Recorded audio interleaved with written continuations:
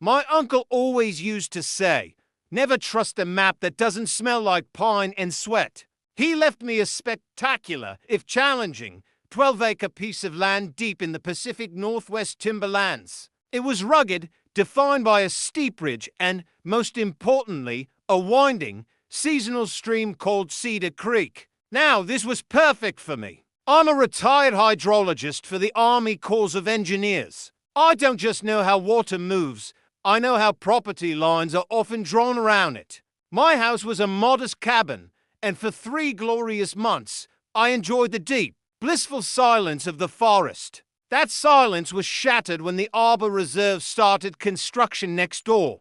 It was supposed to be a high-end, eco-friendly community. Their crown jewel was the Waterfront Pavilion, an event space built to get the best view of the valley and, more specifically, the lush ravine where Cedar Creek ran.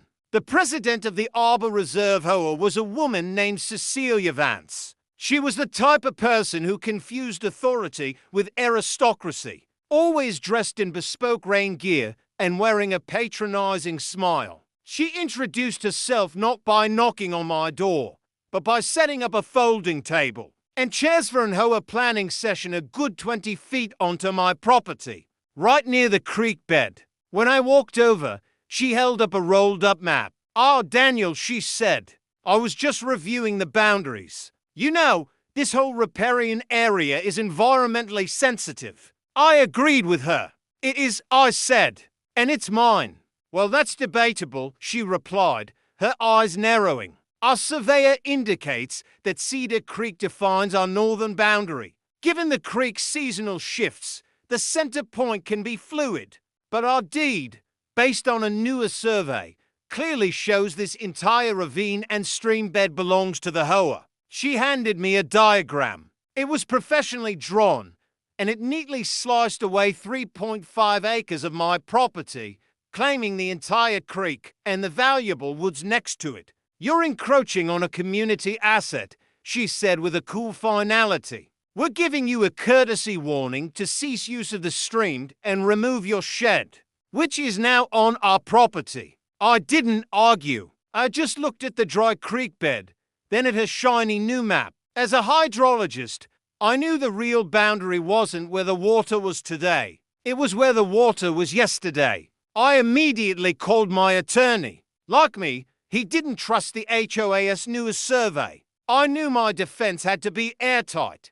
So I decided to prove that the modern creek was not the legally recognized boundary. My entire case focused onto key concepts, meander lines, and historical flow data. First, my uncle's original deed from the 1930s didn't reference the creek itself, but the meander line of Cedar Creek. Meander lines are fixed legal boundaries used when a river or stream is too unstable to survey every single curve. The most important thing about a meander line is that it never moves, even if the creek does. Second, I needed to prove the creek had moved. Using my old contacts from the Corps of Engineers, I accessed decades of historical satellite photos and flow data. And there it was, clear as day. 50 years ago, a massive timber clear-cut on the land upstream had caused significant erosion. This erosion had caused Cedar Creek to shift its course a full 60 feet southward, right onto my land. The legal meander line, the one from the 1930s deed, was still exactly where it had always been, 60 feet north of the Kern stream bed. I hired a licensed surveyor, who used my historical data to physically flag the actual legal boundary. The site was incredible. The official, legal property line sliced directly through the foundation of the HOA's pride and joy, their brand new waterfront pavilion. Armed with this evidence, I filed an immediate counterclaim. I wasn't just defending my 3.5 acres anymore. I was now targeting the waterfront pavilion itself, a structure that wasn't just near my property line, but was sitting squarely on my land. In court, Cecilia's lawyer presented their new, certified, accurate survey. It was beautiful. I'll give them that.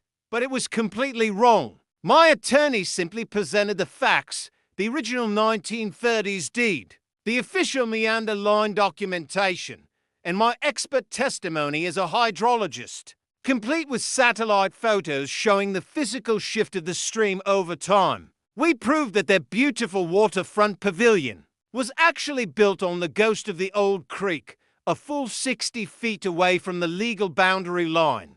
The judge was fascinated by the meander line defense. He ruled decisively in my favor. He found that Cecilia Vance had acted with willful negligence, commissioning a survey that deliberately ignored publicly available historical data just to claim valuable land.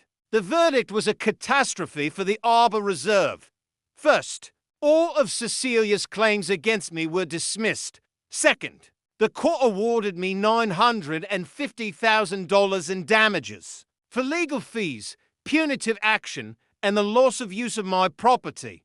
And the final blow? The Hoa was ordered to dismantle the encroaching portion of their waterfront pavilion within 60 days. Or, if they couldn't pay the judgment, they had to sell the entire structure to me to satisfy the debt.